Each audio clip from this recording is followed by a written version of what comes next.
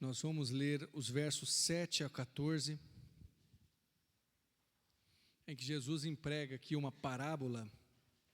Na verdade, são duas, né? A parábola dos primeiros assentos e a parábola dos convidados. Pelo menos é assim no subtítulo aqui da minha Bíblia. Você sabe que o subtítulo não é algo que está na Bíblia de fato, né? Foi colocado pelos estudiosos para nos ajudar a nos organizarmos. Mas, de fato, são duas parábolas aqui, e elas falam sobre casamento e festa.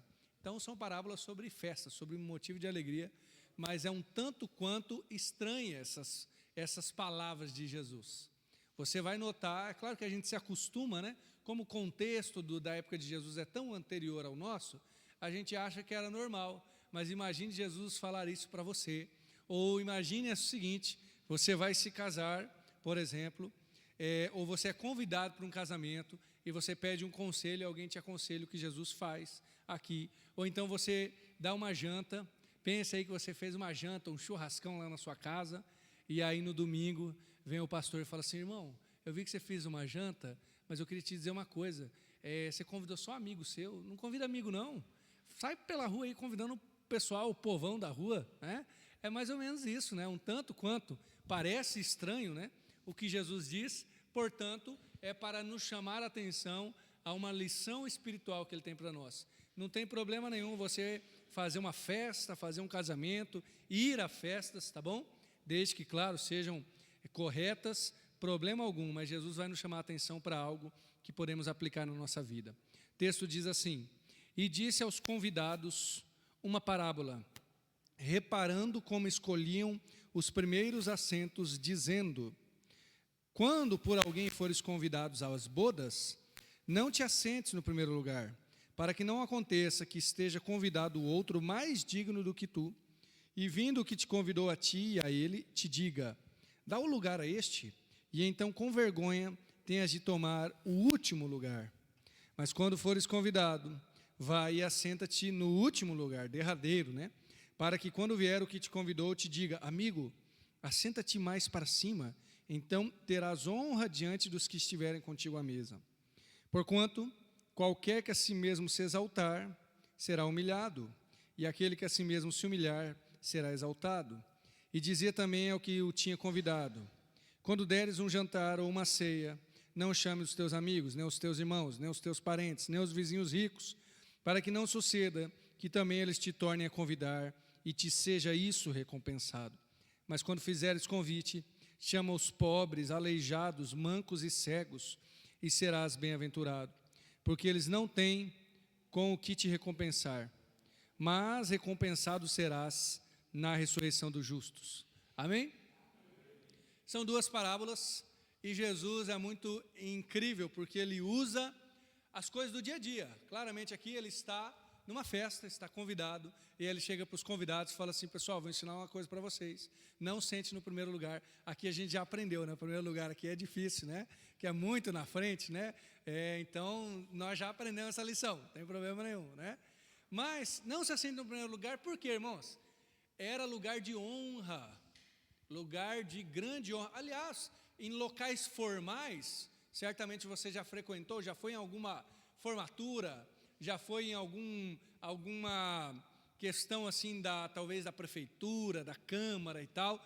Algumas vezes esses locais formais, os primeiros bancos estão reservados. Talvez você já tenha visto isso. Você está procurando lugar e de repente está ali reservado para fulano de tal, reservado para este grupo, né?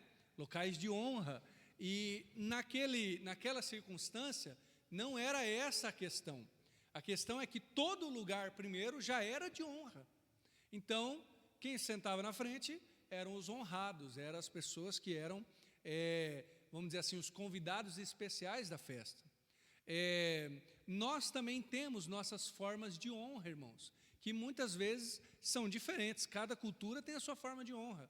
Talvez você não precise se assentar no primeiro lugar, mas quem sabe o ser honrado pode ser o ser exaltado pelos outros, ser lembrado, ter muito dinheiro, né? Pense em qualquer situação que gere honra para nós, né? Variadas maneiras. E aquele contexto era bem específico. Talvez a gente é difícil de entender ou difícil de perceber a profundidade, porque não faz parte da nossa cultura. Mas há um detalhe aqui também muito interessante, que por vezes, na verdade, sempre que Jesus está falando de casamento, e aí por vezes de festas, Jesus está comparando com o que a gente poderia chamar de bodas do Cordeiro ou do reino de Deus. E aí Jesus vai ensinar uma coisa que antigamente, até hoje na verdade, né, mas a gente não ouve mais tanto. Antigamente era chamado de etiqueta. Já ouviu falar de etiqueta? Etiqueta, claro, é aquela partezinha da roupa, né, que fica incomodando a gente, dependendo. Eu, por vezes, quando era criança, tinha que cortar a etiqueta, mas não é isso não, tá? Etiqueta é o modo de se portar. Então você chega, quando você era criança, sua mãe dizia: filho, come de boca fechada. Sua mãe já falou isso para você? Né? Então, é uma forma de etiqueta, né? O jeito de pegar a faca, o jeito de pegar o garfo. Quando você vai num local ainda mais formal, eu nunca saberia usar aquele monte de faca. Você já viu isso? Vários tipos de faca, vários tipos de garfo. Uma é de sobremesa, outra é de cortar a carne, outra é de comer o arroz. Eu já ia pegar as 3 facas de uma vez, cortar tudo já, botar 2 garfos assim já logo, tá bom demais, né? Etiqueta é essa forma de se portar, o comportamento diante dos outros. E Jesus está nos dizendo, eu aplicaria nesse sentido, que há uma etiqueta do reino. Mas, é claro que ele não está dizendo isso no sentido de ser formal, de ser rígido. Não é esse comportamento não, tá? Mas a etiqueta do reino diz respeito ao nosso coração. E a primeira das 2 lições que ele vai fortemente nos dar, claro, a gente poderia aplicar de variadas maneiras, mas a primeira delas é sobre humildade. Claramente, a humildade faz com que você seja bem portado no reino de Deus, né? Essa é a ideia de etiqueta, né? Outro exemplo de etiqueta é a moda, é o vestimento, né? Temos aqui a irmã formada em moda, né, Ingrid? Depois você pode nos falar aí de etiqueta aí, pode dar uma aula para nós aí. Tem um jeito de se vestir, o que você pode usar, o que você deixa de usar. Então, tem a ver com o estar bem vestido, bem portado. No reino de Deus, o estar bem portado é ser humilde. Deus resiste ao soberbo, mas Deus dá graça a quem? Ao humilde. É uma etiqueta do reino de Deus. Ele rejeita aquele avarento, mas o de espírito quebrantado, Deus não rejeitará. Aquele que está quebrado, quebrantado, ele é ouvido pelo Senhor. Este é um comportamento, ou vamos dizer assim, essa é uma maneira de se vestir no seu caráter, na sua vida, que Deus se agrada, que fica, vamos dizer assim, bonito para Deus. Você quer ser bonitão diante de Deus? Seja humilde. E para ser humilde, você precisa lidar com o seu coração. É esta a ideia aqui. Qual é o lugar de honra? Porque aí quando você chegava na festa, claramente, irmãos, e a gente ainda faz isso, não com o primeiro banco, porque para nós talvez não tenha mais este sentido, mas com os lugares de honra. Talvez não, com certeza, pelo menos uma vez na vida já te aconteceu isso. Você chegou em algum lugar e a pessoa falou assim: você nem sabe quem está aqui. Mas quem é que está aqui? Aí a pessoa fala assim: fulano de tal. Você fala: fulano de tal é muito importante. Você está louco, já aconteceu isso com você? Às vezes era muito importante, às vezes só era para você, mas fulano de tal é muito importante. Você fala: olha que coisa grande, que grandeza, né? Lugares de honra, pessoas de honra. Jesus está dizendo: sim, tem um lugar de honra no reino de Deus. Tem um lugar muito honrado, sabe qual é? A humildade, o coração quebrantado. O Senhor não rejeita, o Senhor vê, ouve. Portanto, ele diz: nesses lugares de honra, sente no último banco, né? Não vá para o primeiro, sente no último banco. Olha que benção. Por quê? Não procure ser honrado diante dos homens. Aquele que a si mesmo se exaltar será humilhado, e o que a si mesmo se humilhar será exaltar. Essa é a conclusão da primeira parte. Portanto, que o seu coração não seja apegado às honras deste mundo, porque nada que te exaltar segundo o curso deste mundo é válido necessariamente. Pode ser que Deus realmente te exalte, pode ser que Deus realmente faça coisas, reconheça a sua justiça, por exemplo, que é algo que a gente muitas vezes pede, né? Senhor, prova que eu sou justo, prova que eu sou certo, mas deixe isso com o Senhor. Em 1 Pedro, nós estamos caminhando para 1 Pedro, né? Aos domingos. 1 Pedro, ainda no capítulo 1, Pedro, fala para que nós tenhamos Jesus como exemplo de humildade, aquele que, sendo ameaçado, não ameaçou, sendo xingado, né, essa ideia, ele não revidou aqueles xingamentos. Mas o que Jesus fez então? Jesus deixou para lá, falou assim: olha, não, isso aí não é nada não. Não, irmãos, Jesus entregou tudo ao justo juiz. Esta é a ideia. Como que eu posso ser humilde? Às vezes a gente acha que ser humilde é ser pisado, né? Ser humilde é ser coitadinho, tem um termo, né, mais específico, que é autocomiseração. Autocomiseração não é humildade, tá? Autocomiseração é orgulho ferido. Já viu autocomiseração? Tadinho de mim, quem sou eu? Isso é orgulho ferido, não é humildade. Humildade é dizer assim: reconheço o meu lugar, sei quem eu sou indigno, mas sou amado por Jesus. E aí, irmãos, o mundo pode nos esbofetear, como fez com Jesus. O que a gente faz? Senhor, eu entrego a Ti, justo juiz. Não busque honra deste mundo, mas busque a honra do Senhor, busque ser lembrado por Ele. E isso fará de você uma pessoa humilde, agradável ao Senhor. Agradável ao Senhor. Há um tempo atrás eu preguei no Salmo 19, e a oração do salmista no final do Salmo é: que as palavras dos meus lábios e o meditar do meu coração sejam agradáveis a Ti. Que você possa ter essa etiqueta do reino, que você seja humilde diante de Deus. Portanto, para ser humilde, você precisa encontrar o seu valor, encontrar o seu lugar de honra. Sabe onde que é? Em Jesus. Aí o mundo pode te rebaixar, não que você necessariamente precise passar por isso, espero que não, mas o seu valor estará firmado naquele que é o único que importa. E a segunda lição, agora Jesus vira para o dono da festa, foi o que eu falei no começo. Imagine você convida Jesus para ir para a sua festa. Jesus, vem aqui para as bodas, que coisa maravilhosa. E Jesus fala assim: ué, mas por que você convidou seus amigos? Peraí, mas tão normal, né? É claro que a parábola de Jesus sempre é provocativa. Novamente, não é para você parar de convidar seus amigos. Quando você fizer festa, fizer aí algum evento na sua casa, convida sim. Mas Jesus está usando aquele evento, aquele momento, para provocar o coração daquelas pessoas. E a lição final de Jesus é muito simples: convida quem não pode te retribuir. Se você convidar um amigo seu, o que vai acontecer?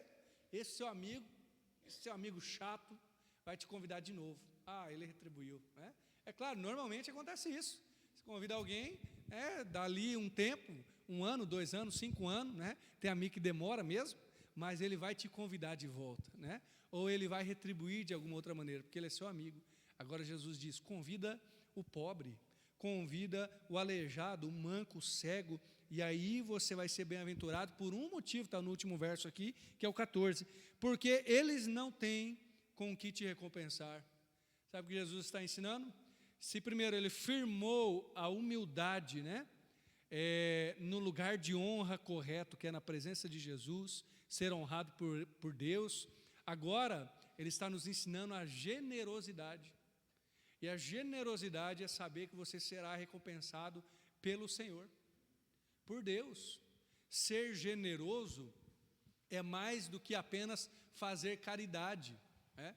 Eu posso muito bem te entregar alguma coisa, né? E posso entregar a você e depois sair por aí dizendo: olha, fulano de tal, hein? Precisou da minha ajuda e eu fiz. Isso não é generosidade, né? Estou te usando para, sei lá, minha vanglória, né? Ou, enfim, eu posso te ajudar e dizer assim: mas para você ser ajudado por mim, você tem que cumprir isso, aquilo, outro, né? Tem um programa de televisão de um apresentador aí muito famoso, talvez você já tenha assistido, que ele vai e reconstrói casa, ele faz um monte de coisa bonita, todo mundo acha tão bonito, né? Todo mundo não, mas muita gente fala: olha que pessoa generosa. Não é generoso, né? Ele chega na casa da pessoa, já tive a oportunidade de assistir uma ou outra vez, chega na casa da pessoa, a casa lá tudo destruída, tudo mais ou menos, né? Dá até vergonha da casa. Aí a pessoa fala assim, olha, ou melhor, apresentador, né? Você vai ganhar uma casa nova. Todo mundo fica feliz, as crianças, tudo bate palma. Mas primeiro, vocês vão ter que cumprir isso, né? Normalmente é um negócio meio humilhante, né? A pessoa tem que correr, fazer uma gincana, seja lá o que for, aí passa no programa de televisão dele, ele abraçando a pessoa em câmera lenta, né? Não tem nada a ver com generosidade, né? Só o salário que ele está ganhando de fazer aquilo, ele daria 10 casas para aquela pessoa, né? Ser generoso não é isso. Ser generoso é você entender que quando você ajuda os outros, a recompensa vem de Deus, não vem dos outros. Então, quando o nosso coração está firmado em Deus, a etiqueta, lembre-se disso, né? Ser bem portado, ser bonito, ser bem apresentado no reino de Deus, também diz respeito a ser generoso. Paulo fala em 1 Timóteo, no capítulo 6, que os ricos não devem colocar as suas esperanças nas incertezas das riquezas, mas em Deus, que nos dá todas as coisas para delas desfrutarmos. E aqui vai um detalhe: você provavelmente é rico. Sabia disso? Olha que bênção, né? Isso aqui não é teologia da prosperidade, não, mas você vai sair daqui sabendo que você é rico. Sabe por que eu digo isso? Porque quando Paulo escreveu 1 Timóteo, ser rico naquela época, gente, era ter muito menos do que nós. Um rico ia ter algumas peças de roupa, ele ia ter uma certa, hoje em dia é chamado de, eu esqueci o termo assim, mas é vulnerabilidade alimentícia, algo do tipo, né? A pessoa que não sabe o que vai comer amanhã. Então o rico era aquela que sabia que ia ter comida amanhã ou depois. Convenhamos, irmãos, né? Nós, se vivermos daqui 10, 20 anos, nós não temos dúvida que iremos comer, né? Talvez você não vai comer aquele churrascão, pode ser que sim, pode ser que não, mas você tem uma segurança alimentar, essa é a palavra, né? Era sinal de riqueza, né? Há uns dados aí que dizem que uma pessoa média hoje tem mais conforto do que um rei há 200 anos atrás. Você tem uma cama, uma casa, um local que não, né, enfim, que não guardado da água, dos temporais, enfim. Então, quando Paulo escreve 1 Timóteo, ele está dizendo que os ricos não colocam as suas esperanças na incerteza da riqueza. Ele estava falando de rico que provavelmente tinha menos do que nós. Pelo menos a maioria de nós, né, se não todos. Portanto, se nós formos transferir diretamente, nós já estamos numa condição financeira e material muito boa. Então, não coloque as suas esperanças na incerteza da riqueza, mas em Deus, que nos dá todas as coisas para delas desfrutarmos. E assim, a gente consegue ser generoso. Deus é o Senhor, Ele quem me sustenta. Ele é aquele que dá graça para que eu possa viver e ter o suficiente. Então, por isso, Jesus olha para o dono da festa e diz: convida só quem não vai te retribuir. É assim quando você doa para alguém. Quando você doa para alguém, a ideia é que aquela pessoa não tem como te retribuir. E que você não vai ser aplaudido, mas você está fazendo por generosidade. Agora vamos aplicar também de outras maneiras?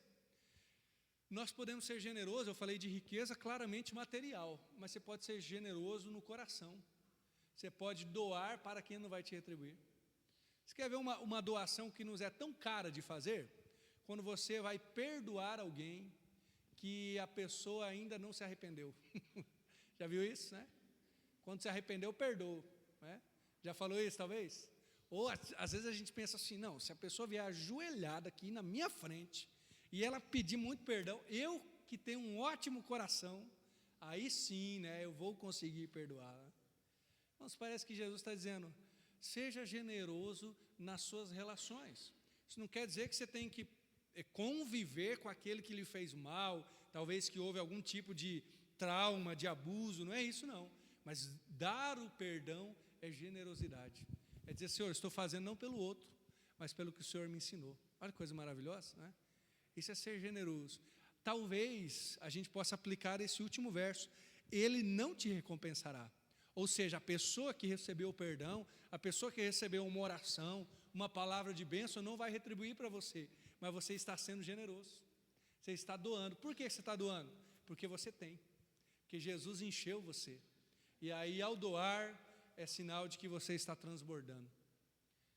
Você pode ser generoso. É claro que você pode ser generoso materialmente, né? Vamos puxar aqui sardinha, né? Você pode doar ali um agasalho, é verdade, né? Talvez você tenha lá guardado na sua casa, né? Começamos aí a campanha do agasalho. Mas você pode ser generoso afetivamente, relacionalmente. Você pode ser generoso espiritualmente. Quer ver uma espécie de generosidade maravilhosa? Quando você prega para alguém que não quer ouvir. Você está doando da melhor notícia do mundo. Olha, Jesus pode salvar você. Pode transformar a sua vida. te fazer eternamente salvo, e a pessoa está rindo de você, você está sendo generoso. Ele não está te recompensando, pelo menos naquele momento, mas, diz Jesus na última frase, recompensado serás na ressurreição do justo. Por que você pode ser generoso? Gente, porque Deus vai pagar muito mais. É claro que não é um pagamento talvez momentâneo, nem mesmo material, mas a recompensa que você terá diante do Senhor é muito maior, até mesmo que se a pessoa te retornasse conforme a sua expectativa. Portanto, Jesus nos ensina duas coisas que compõem a etiqueta do reino, né? O jeito de ficar agradável aos olhos de Deus. Essa é a ideia, né? Eu falei bonito, apresentável, mas é assim, agradável aos olhos de Deus. Como? A humildade do coração e a generosidade das suas mãos. Que você possa aplicar isso à sua vida, que você possa ser alvo, né, do agradar de Deus, que Ele possa olhar para você e dizer, olha, sim, eu realmente me comprazo na vida desse meu filho. Quero orar com você e te desafiar, colocar essas duas partes da etiqueta do reino diante do Senhor e saber aonde você pode apresentar, onde você pode vivenciá-las já na sua vida, seja na sua casa, no seu trabalho, enfim, onde você estiver. Deus de amor, obrigado, Pai, por tudo que o Senhor tem nos dado, obrigado por essas duas parábolas de Jesus que nos apresentam, Senhor, uma realidade tão difícil da gente viver, tão simples, é fácil de entender, mas é difícil de aplicar ao nosso coração, à nossa vida. Nos ajuda a ser humildes, Senhor, não esperando a honra dos homens, a honra deste mundo, mas olhando para Cristo, sabendo que a nossa honra vem do Senhor. Nos ajude, Senhor, a nos humilharmos diante do Senhor, a não buscarmos recompensa, a não ser a recompensa dos justos na eternidade, a recompensa de saber que o Senhor está sendo agradado do nosso jeito de viver. Também, Senhor, nos ajuda a ser generosos, a doar do que temos, mais do que fazermos trocas. Às vezes fazemos isso, trocas afetivas, relacionais, trocas, Senhor, até mesmo no sentido material, mas nos dá a generosidade, Senhor, de saber que aquilo que transborda no nosso coração, ao ser doado, ao ser dado ao outro, não nos fará falta, na verdade, vai ainda aumentar, Senhor, porque rios de água viva jorrarão de nós, Pai. Em nome de Jesus, nos ajuda a viver dessa maneira, conforme a boa vontade do Senhor. Oramos no nome de Jesus. Amém.